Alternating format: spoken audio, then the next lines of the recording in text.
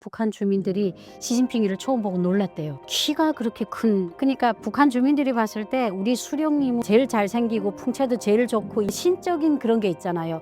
근데 시진핑이하고 선 모습을 보니까 김정은이가 너무 작은 거예요. 중국 큰아버지가 그렇게 큰 줄을 몰랐다고. 땅이 크니까 대통령도 크더라.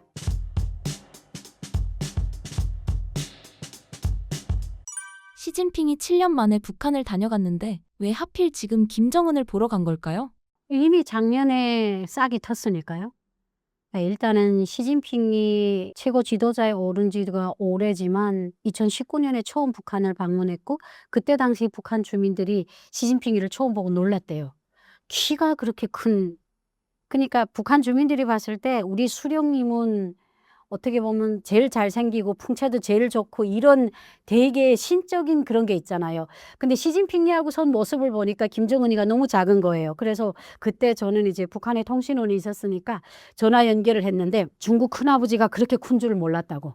땅이 크니까 대통령도 크더라. 뭐 이런 얘기를 많이 하고 그리고 일단 시진핑이 7년 만에 북한을 온 게 일단은 시진핑이가 먼저 로브콜을 보냈잖아요. 작년에 2025년 전승절 80돌 행사에 김정은을 초대했어요. 근데 그때는 이제 시진핑이도 목적이 있었죠. 그러니까 2022년 러우 전쟁이 발발을 하면서 러시아하고 북한이 갑자기 밀착이 됐잖아요. 그러니까 이제 근데 밀착이 됐다는 정도가 아니라 군인들을 파견하고 대륙간 탄도미사일을 비롯해서 다양한 무기들을 러시아에다 수출을 했는데 최근에 나온 통계를 보니까 지금까지 북한이 러시아에다가 수출한 무기 가격이 28조 원이라고 해요. 네. 그러니까 그리고 또 러시아가 북한에다가 민감한 군사 기술을 지금도 전수하고 있어요. 그러니까 이제 되게 긴 조약을 맺었잖아요. 그러니까 그 조약에 의해서 그러니까 시진핑 입장에서는 아무리 동맹이라고 해도 불안한 거예요. 그러니까 이제 일단은 그래도 북한하고의 역사는 이제 우리가 그 50년 한국 전쟁에 팔로군이 이제 6.25 전쟁에 들어오면서 되게 형제 같은 나라, 피를 나눈 나라라는 이미지가 김일성 때부터 강했는데 조금 대면대면했어요. 그런데다가 이제 러시아하고 딱 밀착하니까 중국은 중립적인 입장을 지키면서도 불안했어요. 근데 북한의 입장에서는 그때 당시 김정은은요. 북미 회담, 남북 정상회담이 다 수포로 돌아가다 보니까 손 내밀 때가 러시아가 그때 마침 손을 내미니까 김정은은요 이제 선택의 여지가 없었어요. 그래서 러시아랑 밀착하기 시작했는데 중국은 옆에서 지켜보니까 조금 불안한 거예요.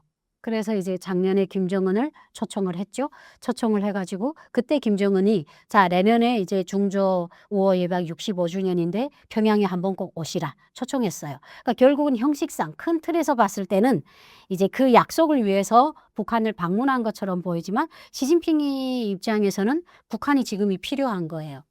그러니까 그 북한이 필요한 이유가 조금 여러 가지일 수가 있는데 일단은 동맹에서 이제 러시아에 너무 치우치는 이제 북한하고의 외교적인 균형을 맞추고 싶고 그리고 여전히 세계 국제 무대에서 자 우리 북한과 우리의 관계는 여전히 좋다 이런 것들을 좀 보여주고 그리고 최근에 아니라 오랫동안 이제 대만과 중국 시진핑에게 대만은 아픈 손가락인 게 아니라 진짜 시종자를 말리고 싶은 우한 딴지잖아요. 그런 문제 때문에 그래서 일본하고도 되게 조금 첨예해야 되잖아요. 그러니까 하나의 중국을 꿈꾸는데 이게 자꾸 자기네만 부르짖으니까 이게 그래도 누군가가 좀 그거에 대해서 동조를 하고 같이 이렇게 맞다 하나의 중국이 돼야 된다 이렇게 하는데 러시아 같은 거는 조금 애매모호한 입장이고 일본은 또 전적으로 대만 편이고 그러니까 이런 입장에서 중국 입장에서는 동반자가 필요했어요. 그러니까 동반자가 옛날부터 북한은 물론 동반자지만 현 상황에서 자기네를 그냥 어떻게 부각을 시키면서 정확하게 나설 수 있는 동반자가 필요했는데 그게 바로 북한이었던 거예요. 그러니까 시진핑이 갔어요. 가서 이번에 정상회담 발표를 했는데 북한이 하나의 중국을 지지했어요. 러시아는 그렇게 공개적으로 안 해요. 그런데 북한은 했어요. 그러니까 시진핑은 그냥 이런 것들이 목적인 거예요. 그리고 이제 가만히 보니까 북한이 예전의 북한이 아니에요. 그러니까 이제 2019년 이후에 북미 정상회담이 결렬이 되면서 사실 그 북한이 많이 힘들고 이럴 때도 중국은 공개적으로 도와주진 않았어요. 그러니까 이제 중국은요, 항상 보게 되면 조금 약간 이중적인 국제 사회의 눈을 조금 의식하는 나라예요. 그러니까 이렇게 막 노골적으로 하지 않고. 그러니까 이제 북한에 대한 코로나가 그 후에 2021년에 터지면서 완전 이렇게 북중 무역이 아예 딱 끊어지고 중국과의 모든 게 하다 보니까 사실은 이게 사람이라는 게 서로 왔다 갔다 해야 정이 있는 거예요. 그런데 이제 코로나 대유행 때문에 북중 사이에는 아예 이제 딱 그 간격이 쳐 있다 보니까 조금 소원해졌는데 또 러시아가 북한을 끌어당기면서 러시아 쪽에 붙으니까 중국의 입장에서는 조금 약간 불편한 거예요. 그런데다가 북한이 이제 2023년에 군사정찰위성 발사 만리경 1호를 발사에 성공을 했잖아요. 근데 사실은 그게 대륙간 탄도미사일에서 정찰위성 성공까지 가면 거의 최첨단으로 간 거예요. 그러니까 이제 중국이 보니까 야, 이게 북한이 핵 하더니 진짜 얘네가 꼭대기까지 가네. 그러니까 이제 그러다 보니까 트럼프는 북한에 대해서 계속 관심을 보여요. 그러니까 이제 국제 무대에서 북한의 입지가 본의 아니게 올라갔어요. 그러니까 이제 중국의 입장에서는 이렇게 입지가 올라간 북한의 지지를 얻는다는 게 국제사회에서 어느 정도의 영향력이 있다고 간과를 한 거예요. 그래서 이제 북한에 조금 도움을 받고 싶어서 간 거고, 그리고 이제 북한의 입장에서는 이제는 러시아와의 관계는 그거예요. 나라와 나라 사이 관계는 이득인데 군사 정보를 주고 무기를 주고 그리고 무고한 생명을 주고, 김정은 입장에서는 최고로 이득인데 북한 주민의 입장에서는 러시아의 관계에서 이득이 날 게 없는 거예요. 그런데 그러면 중국과의 무역이 북한이 98.6%예요. 그러니까 북한 주민들은 빨리 중국과의 문이 열려서 과거처럼 중국에서 물건이 막 들어와 가지고 장사라도 마음대로 했으면 좋겠다, 이런 걸 기대했는데 이번에 시진핑이 와서 국경을 열겠다고 했어요. 지금 북한 주민들이 난리도 아니에요. 근데 그 전에 거슬러 가면 그 전에 북한 주민들이 러시아에 가서 북한 군인들이 죽었잖아요. 내 자식이 죽지 않았기 때문에 마음은 아프지만 그래도 그 핏값으로 우리가 뭔가를 받겠구나 하고 계속 기대를 했어요. 그런데 이게 노후 전쟁이 생각처럼 그렇게 빨리 끝나지 않아요. 그러니까 푸틴의 입장에서는 자기 발등에 불이 떨어지지 않았으니까 배고픈 이웃 나라를 돌볼 여력이 없어요. 다 끝나야 이제 뭐 총알을 짓겠죠. 그러다 보니까 현재 북한에서 이제 쌀 1kg 가격이 북한 돈으로 38,000 정도? 지금 녹화하는 당일. 이게 북한 노동자 한 달 월급이에요. 그러다 보니까 북한 주민들이 바라볼 수 있는 게 가장, 러시아하고는 무역 체계가 형성이 된다 해도 거리상 멀기 때문에 이게 대대적으로 들어올 수 있는 그런 인프라가 중국보다는 빈약해요. 근데 중국은요, 문만 열리면요, 각 도, 국경에 마주한 4개 도의 세관이 동시에 열리면요, 중국 물건이 들어오는 건 시간 문제예요. 가장 빨리. 그러다 보니까 이번에 시진핑이 온 거에 대해서 북한 주민들은 너무나 기대를 하죠. 이제 곧 한 달 안에는 문이 열릴 거다. 그러니까 이제 북한 주민들이 되게 환영을 하고, 중국은 또 중국 입장에서는 자기네가 원하는 것, 중국이 뭐 북한 그 못 사는 나라한테 뭐 경제적 이득을 얻겠어요? 뭘 얻겠어요? 오직 하나의 중국을 지향하는 자기네한테 편입을 할 수 있는 절대적인 동반자가 필요해서 갔는데 북한이 만족시킨 거예요. 그래서 아마 무역이 전개될 것 같아요. 그러면 북한 주민들이 생활에서 어느 정도의 변화는 있을 것 같다는 생각을 좀 전망하게 되는 것 같아요. 잠깐! 마이너스 11억을 1년 만에 플러스 13억으로 만든 주식 투자 비결, 주식 왕초보도 가능합니다. 한 달 커피값으로 시작하세요. 지금 바로 고정 댓글 확인. 이번에 두 정상이 만났는데 핵 얘기는 쏙 빠졌다고 합니다. 중국이 이제 북한 핵을 그냥 눈 감아 주겠다는 뜻으로 봐도 되는 걸까요? 지금까지 중국은 다 북한을 눈 감았어요. 그러니까 중국은 항상 이제 담화문, 외무성 담화문 같은 거 보면 진짜 이중적인, 그러니까 북한은 뭐 아니면 도잖아요. 그러니까 너무 직설적이잖아요. 그래서 맨날 대한민국에 처음에 왔을 때 이제 북한이 이제 대한민국을 막 규탄하는 성명하면 대한민국 분이 깜짝 놀라는 거예요. 아니, 어떻게 나라의 아나운서가 저런 얘기를 하고 있어? 지구 한 끝까지 가서 갈탕 치워 죽이리라. 우리는 그 말을 너무 들어서 사실 아무렇지도 않은데, 이게 정상국가에서 비정상국가에서 살다가 정상국가에서 사니까 그 비정상을 보는 게 그게 비정상인 줄 몰랐어요. 근데 한국에 오니까 비정상이잖아요. 근데 이제 중국은 좀 달라요. 교모해요. 북한 문제를 둘러싸고 어떻게 보면 국제사회에서 나갔을 때 북한을 계속 커버했어요. 근데 그 커버가 아예 이렇게 완벽한 커버가 아니라 우리도 비핵화를 위해서 노력하겠다. 하지만 북한의 뜻을 존중해야 된다. 밥도 아닌 죽도 아닌 이런 애매모호한 입장을 표명했는데 이번에는 아예 뺐어요.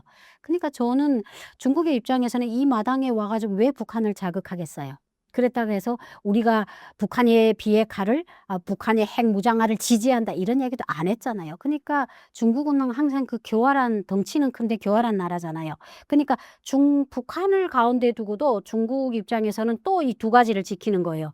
국제사회의 반발과 북한의 입장을 고려했을 때 이게 중국이 할 수 있는 저는 이미 각본이 나온 드라마라고 생각했어요.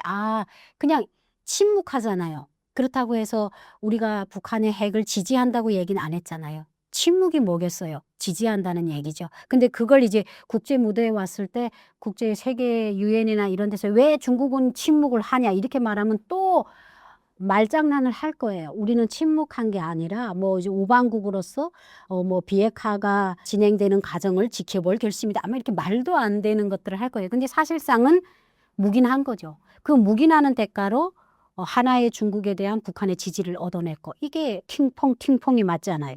예, 그렇기 때문에 중국은 그냥 이제는 완전한 북한 편이라고 봐도 과언이 아니죠. 네.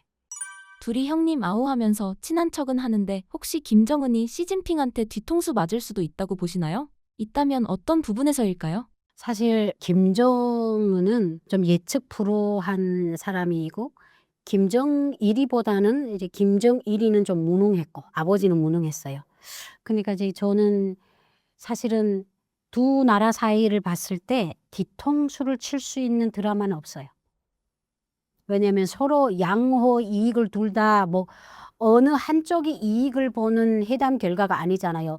양쪽이 서로가 평등한 어떻게 보면 서로가 비슷한 무게의 비슷한 질량의 그런 것들을 들고 나왔는데 그런 것들이 다 합의점을 이뤘어요. 그러니까 중국의 입장에서는 뭐 하나의 중국 그걸 협력하고 지지할 수 있는 동맹국을 얻었고 북한의 입장에서는 비핵화에 대한 침묵 그리고 경제 북한이 제일 힘든 게 경제잖아요. 경제적인 지원 그리고 국경 개방 이렇게 했어요. 그러면 이 상황에서 뒤통수 맞을 일은 없죠. 그리고 이제 솔직히 말하면 그 김정은이가 여유가 있어요. 왜? 중국이 수틀리면 안 만나면 돼요. 김정은이한테 저는 이게 김정은이한테 칼자루가 지어 있다고 생각해요. 왜? 러시아라는 대국이 있는데. 러시아도 중국 못지 않잖아요. 그렇기 때문에 그리고 러시아하고는요. 뒤통수를 맞고 서로가 서로를 견제할 수 있는 관계가 아니에요. 러시아하고는 중국하고는 다른 어떻게 보면 찐한 관계예요. 그러니까 중국은 어떻게 보면 약간 이제 겉발린 관계였죠. 이제 뭐 무늬만 50년, 60년에 그런 하고 그래서 이제 중간중간 이제 서로가 또 이제 외면하던 시기도 있었지만 러시아하고의 관계도 어떻게 보면 60년, 70년이 되지만 단 한 번도 두 나라가 서로의 이익을 위해서 서로를 외면하고 뒤통수를 친 적이 없었어요. 그렇기 때문에 이제 김정은 입장에서는 시진핑하고의 기대감도 조바심이 나서 하진 않았을 것 같아요. 그래. 너희들이 내 위치가 이렇게까지 올라왔고 너희들이 나한테 먼저 러브콜을 보낸 거는 시진핑이에요. 작년에 김정은이 가겠다고 안 했잖아요. 그러니까 우리가 바쁜 놈이 우물을 파게 됐어요. 이 바쁜 놈이 먼저 러브콜을 보내고 김정은이를 끌어들였고 김정은은 그에 대한 화답으로 오라. 그거는 이제 어떻게 보면 국제 이제 최고 정상간들의 있을 수 있는 이례적인 일이잖아요. 우리가 이재명 대통령이 이태리를 방문하면 이태리 대통령한테 언젠가 한국을 방문해 주세요. 알겠습니다. 이름 후에 이루어지는 일들이 다반사자예요. 북한하고 중국도 어떻게 보면 그 뉘앙스에 속하는 거예요. 그 입장에서 누가 먼저 러브콜을 보냈냐? 시진핑이 보냈어요. 그런 입장에서 김정은이가 왜 끌려가겠어요? 그렇기 때문에 뒤통수 맞을 일은 없고요. 설마 중국이 이제 뭐 다르게 해가지고 비핵화를 뭐 선언하고 이러면 김정은은 놀라지 않을 거예요. 왜냐하면 중국에 대한 기대감, 러시아에 대한 기대감보다는 없어요. 그렇기 때문에 믿져야 본전이다. 그래서 사실 뒤통수라는 말은요, 누가 먼저 내 것을 희생했을 때 그 희생의 대가를 받지 못했을 때 있는 일이고 김정은 입장에서는 전혀 그렇게 뒤통수를 맞을 이유나 한경이 안 된다고 저는 생각해요. 요즘 우리 정보당국이 김정은 딸 김주애를 사실상 후계자로 점 찍었다라고 보던데 진짜 다음 지도자가 될까요? 근데 사실 처음에 저는 좀 긴가민가 했거든요. 그런데 사실 지금을 봐서는 거의 후계자 쪽으로 가는 것 같다는 느낌이 들어요. 근데 사실 이게 김주애의 등장이 하나의 목적을 갖고 있지 않다는 거죠. 그러니까 일단은 김주애를 처음에 내세웠을 때는 김정은의 이미지 세탁. 그러니까 이제 시커먼 가죽 잠바를 입은 독재자가 핵 발사장에 나타나면 보는 사람들로 하여금 공포를 주잖아요. 그러니까 북한 주민들이 봤을 때도 아무리 핵 해도 저렇게 시커먼 긴 잠바를 입고 뚱뚱한 게 저기 나가면 무섭잖아요. 근데 거기에 어떻게 보면 이렇게 솜털이 보시시한, 예, 이렇게 몽골몽골한 아이를 데리고 나타났어요. 그러면 사람들이 어떤 평화를 보는 거예요. 우리가 가족 사진을 볼 때 평화롭다는 얘기를 하잖아요. 혼자 멋있는 사진을 보면 멋지다 하지 평화롭다고 안 해요. 근데 가족이라는 이미지는 평화예요. 그렇기 때문에 김정은이가 이제 화성 17형 발사장에 처음 데리고 나타났는데 그때 이제 주민들의 저는 참 김정은이가 이미지 메이킹을 잘했다고 생각한 게 우리 대한민국 언론이나 세계 언론은 어떻게 어린 딸을 핵 발사장에 데리고 와 사진을 찍을 수 있냐. 이건 있을 수 없는 일이다. 저는 다르게 봤어요. 아, 역시 많은 걸 노렸구나. 그러니까 이제 여러 가지를 노린 거예요. 첫째로는 나는 독재자가 아니라 한 아이의 아버지다. 그리고 두 번째로는 우리가 말하는 핵은 나쁜 게 아니라 우리뿐 아니라 우리 다음 세대의 행복까지 지켜주는 거다. 그걸 자기의 딸을 앞에 세우고 찍었어요. 그러니까 이제 저는 그걸 보면서 참 영리하구나. 그러니까 처음에 등장했을 때는 그냥 김정은의 이미지를 좀 더 부드럽게 다듬어주는 역할을 했어요. 근데 이제 이 아이가 거의 600회 이상을 언론에 노출이 되면서 이 아이의 영역이 넓어지는 거예요. 그냥 아버지를 따라다니는 철부지 딸이 아니라 정주황에 앉아요. 정주황에 앉고 백발의 러 투사가 다리를 굽히고 보고를 드리고 그리고 아이가 점점 채통도 아버지보다 더 커가면서 명품을 입고 나오고 13살, 14살인데 그냥 한 20 몇 살 난 아가씨처럼 이렇게 나와요. 그러니까 이제 처음에 내보냈을 때는 그냥 예쁜 이미지를 내보냈는데 점점 이제 북한의 자기네 시나리오에 따라 맞춰가는 거예요. 그러다 보니까 이제 주민들 입장에서는 처음에 왔을 때는 조금 귀엽다, 신기하다, 우리가 수령의 자제를 이렇게 TV에서 보다니 이런 예전에 보지 못했던 것에서 되게 약간 우리가 새로운 물건을 보게 되면 되게 와 이렇게 되잖아요. 신기하잖아요. 근데 지금은 신기함을 넘어서 사람들한테 조금은 야 이제는 4대도 이미 이제는 이름을 찍는가? 이런 이미지를 이게 쇠뇌예요. 우리가 어떤 물건을 한 번 봤을 때는 낯선데 그걸 계속 집에다 놓고 보면요. 몇백 년 전부터 그 자리에 있었던 것처럼 느껴져요. 그게 쇠뇌거든요. 그러니까 이제 김정은도 김주애를 그렇게 이용을 하고 있고 실제로 북한 내부에서 김주애가 천재, 만재, 너무 머리가 좋아서 아버지가 하는 사업을 보좌한다. 이런 소문도. 그러니까 아마 정보당국이 후계자 그것 때문에 흘렸겠죠. 그리고 또 한편으로는 왜 김주애를 현지 지도 마당에 데리고 다니냐. 아버지가 어린 딸과 놀아줄 시간이 없어서 이렇게 데리고 다닌다. 그러니까 이제 얼마나 많은 걸 노렸어요. 인민의 지도자라는 그런 이 이미지를 많이 노는데 사실은 뭐 북한 주민들은요. 아 이러다가 우리 살다가 여자가 수령인 그런 나라서 살 수도 있겠다 이런 생각을 하는 주민들이 많고요. 또 뭐 남자들 입장에서는 조금 불만이 있죠. 그러니까 이제 북한에는요. 가부장적인 문화가 과거보다는 조금 없어졌지만 그 뿌리는 있어요. 그리고 상대적으로 봤을 때 남녀 비율을 봤을 때 남성이 40% 여성이 60%예요. 그러다 보니까 이제 여성이 많잖아요. 그러니까 남성들 같은 경우에는 여성이 뭐가 사회적으로 등장하는 게 당의 정책이지만 안 입고 온 부분이 있어요. 자기네가 왕이 돼야 되는데 여성들이 그 자리를 텄고 올라오니까 가끔 그런 데 롱담으로 술 먹고 이러다가 조선도 이제 목의 시족이 되겠네. 그러니까 이제 옛날의 몽골처럼 여자가 나라를 통치하는. 그러니까 이제 조금 사람이나 모든 것들이 다 하나의 의견이 나올 수는 없어요. 하지만 북한 주민들은요. 대한민국은요. 이제 어떤 것들이 딱 나왔을 때 그거에 대한 질문을 할 수가 있어요. 왜 김주애가 대통령이 돼야 되죠?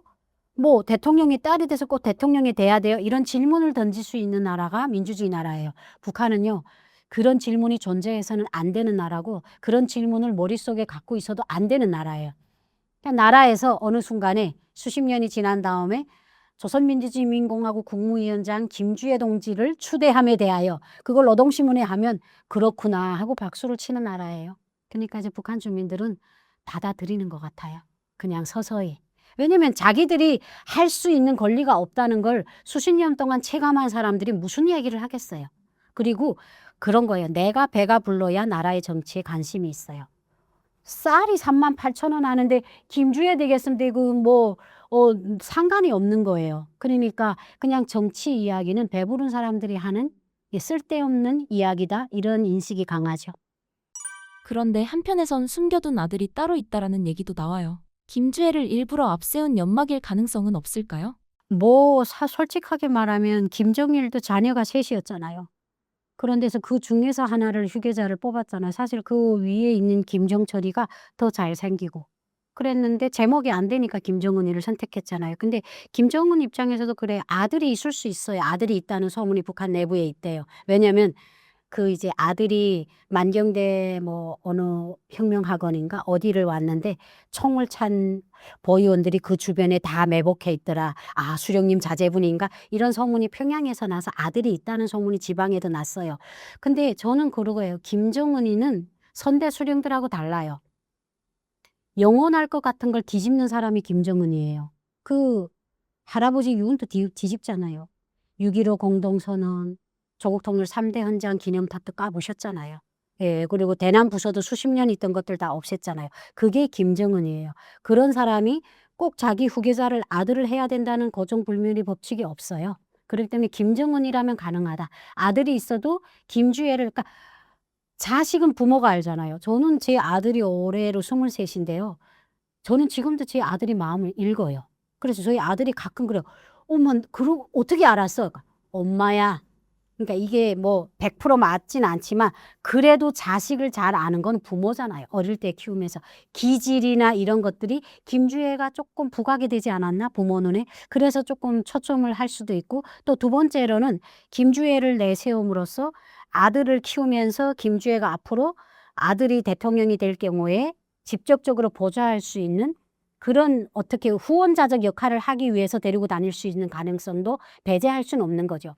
하지만 이제 자기 자식이 대통령이 최고 지도자가 될 수 있는 기질을 어릴 때부터 학습하는 건 나쁜 일이 아니잖아요. 근데 저는 이게 김정은이가 어떻게 보면 자신의 과거를 답습하지 않기 위해서 아버지가 갑자기 죽다 보니까 아무런 준비 없이 최고 지도자가 됐다 보니까 김정은이가 처음에는 얼마나 당황하고 그래서 막 총살도 하고 주변 사람들을 막 다 갈고 근데 이제는 15년이 됐잖아요.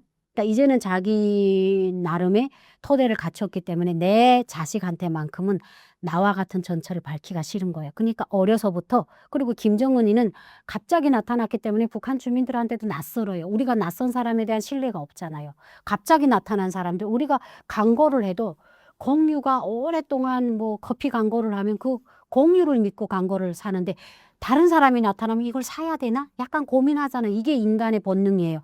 북한도 똑같은 거예요. 김일성 시대에 김정일은 30년을 따라다녔어요. 그러니까 김정일이가 최고 지도자 되는 건 너무 자연스러웠어요. 사람들이 의심하지 않았어요. 근데 김정은이는 갑자기 그 1년 전인가 피뜩 얼굴을 몇 번 비쳤다가 나타나다 보니까 주민들이 저 사람이 최고 지도자라고 이런 게 있었어요. 그러니까 그런 걸 만족시키기 위해서 김정은이는 무자비할 수밖에 없었어요. 그래서 뭐 장성택이도 죽이고 그러니까 자기가 밟은 그런 아픈 과거를 딸한테만큼은 답습하지 않기 위해서 이렇게 이미 인민들한테 눈도장을 받고 설령 또 아들이 최고 지도자가 돼도 그 뒤에 인민들한테 검증받은 김주애라는 후견인이 있으면 주민들이 믿을 수가 있잖아요. 그러니까 여러 가지 옵션에서 봤을 때 믿지지 않는 장사인 거예요. 그래서 이렇게 김주애를 자꾸 공개하고 그리고 총을 쏜다.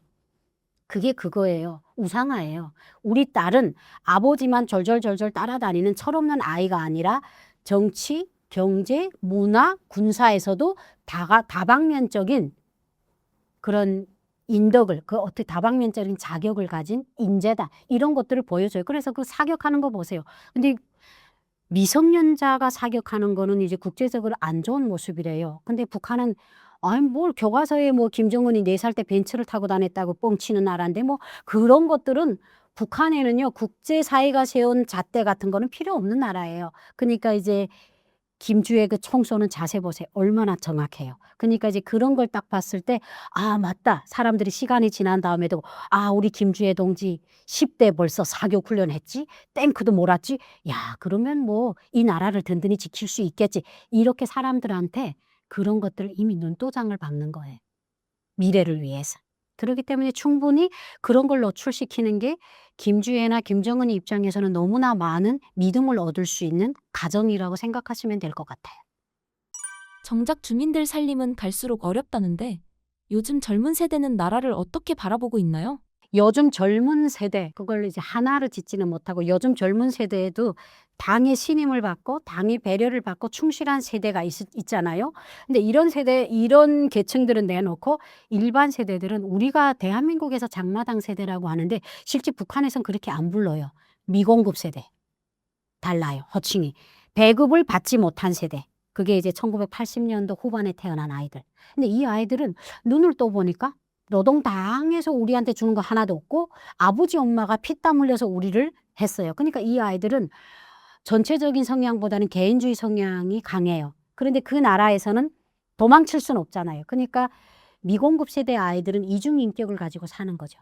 그러니까 기성세대보다는 당에 대한 충실성이 약해요. 근데 그 나라에서 벗어나지 못하기 때문에 당의 지시를 앞에서는 이렇게 들어요. 근데 머릿속에는 온통 다른 생각을 하고 있는 거죠. 그리고 이제 머릿속에는 아, 한국 드라마를 누구랑 같이 볼까? 어떻게 하면 들키지 않을까? 이렇게 약간 자기 개인주의 성향이 강하고 그리고 이제 핵을 바라보는 기성세대와 지금 세대의 인식도 좀 다른데 기성세대는 그래요.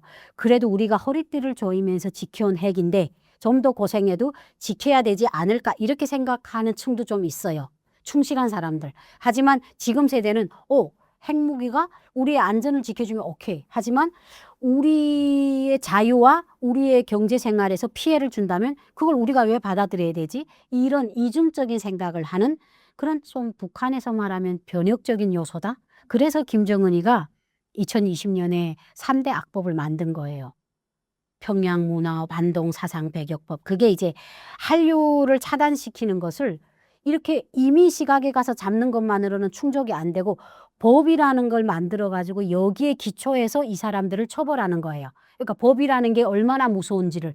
근데 이런 것들이 어떻게 보면 지금 미공급 세대를 어떻게든 노동당의 앞잡이로 써먹기 위한 북한 당국의 수법이죠. 그런데 이제 그래서 과거보다는 좀 많이 한국 드라마를 많이 보는 사람들도 줄어들고 지금도 보고 있긴 하지만 주민들은 좀 많이 그 단속에 왜냐하면 북한 당국이 작년에도 그 중국에서 CCTV를 모대기를 들여왔어요. 그러니까 쌀은 안 들여오는데 CCTV를 들여와서 국경 지역의 골목마다 설치하고 안전부에 그걸 24시간을 감시하는 담당 부서까지 있어요. 미행과. 그러다 보니까 이제 전기를 줘가지고 이제 그 집을 타깃을 해가지고 가택 수색하고 첩보원을 통해서 북한에서 스파이라고 하는데 스파이를 통해서 한국 드라마를 볼만한 사람한테 미행을 붙이고 그러니까 아예 뿌리를 빼려고 하고 있어요. 근데 이런 것들이 우리가 생각하기에 야 그게 무슨 드라마나 본다고 해서 뭐가 변할까? 근데 그렇지도 않아요. 북한 당국의 입장에서는 그게 제일 무섭죠. 그러니까 이제 드라마를 보면서 다른 세상을 알면 어떤 생각이 되냐면 우리가 지금 당하고 있는 이 모든 것들이 잘못됐다는 것을 스스로 인지하게 돼요. 그러니까 북한 당국은 북한 사회의 뿌리를 흔들 수 있는 무서운 거예요. 그래서 미공급 세대에 대한 그런 단속, 감시 이런 것들을 기성세대보다는 더 세게 하고 있어요. 그렇게 불만이 쌓이면 터질 법도 한데 북한은 어떻게 이걸 다 틀어막고 있는 건가요? 북한은 그냥 식상한 말이지만 그런 게 있잖아요. 내가 잘못하면 나만 죽이는 게 아니잖아요. 연좌제잖아요. 그러니까 내가 말을 하나 잘못해서 정치범 관리소에 가면 나만 죽이는 게 아니라 내 가족들은 추방이 되고 내 가족하고 연결된 사람들은 승진을 못해요. 왜? 우리 친척 중에 누가 정치본 관리소에 가 있고. 그러니까 이제 이런 어떻게 보면 프레임을 크게 씌우니까 이걸 우리가 가족이라는 게 그렇잖아요. 피로 연결된 거는 이유가 없잖아요. 우리가 가족을 도와줄 때 이익을 생각해요? 물론 생각하는 사람도 있지만 대체 보면 아이 그래 우린 핏줄이잖아. 우린 형제잖아. 이런 얘기를 많이 하잖아. 북한 주민들이 그런 것들이 더 끈끈해요. 왜냐면 못 사는 나라고 고생을 같이 했기 때문에 그런 게 더 끈끈한데 내가 잘못해 갖고 내 가족들이 그러지 않아도 그 오목한 세상에서 바닥에서 산다는 게 상상이 안 되잖아요. 그러니까 이제 그런 연좌제를 가지고 처벌을 하기 때문에 우리가 주변에서 연좌제 때문에 힘들게 사는 사람들을 보면 어떤 생각이 들어요? 나는 그러지 말아야 되겠구나. 이런 교양을 하는 거예요. 그리고 북한이 최근에는 고무줄 정치를 하는 게 그게 이제 긍정 감화 정치인데 어떤 케이스는요. 한국 드라마를 보다가 잡혔어요.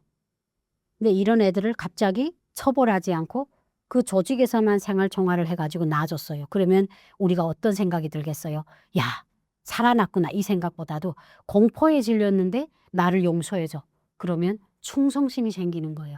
내가 그러지 말아야 되겠구나. 그리고 다음번에 들킨 조는 또 총살해요. 그러니까 이제 대한민국처럼 법을 하나 만들면 그 법의 잣대에서 공정하게 모든 게 실현이 되는 게 아니라 북한은요.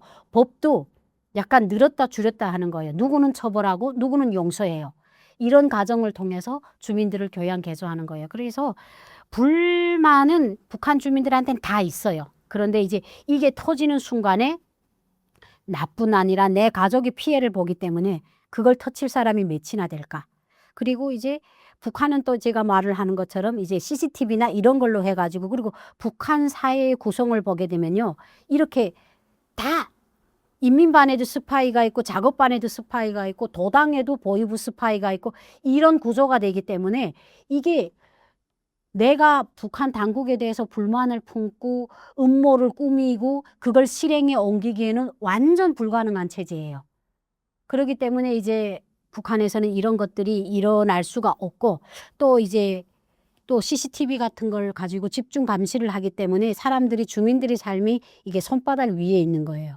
그렇기 때문에 절대로 대한민국처럼 이렇게 불만을 포로하고 뭐 광화문이나 어디 나가서 나의 그걸 위해서 투쟁하고 이런 것들은 상상도 못하는 나라죠.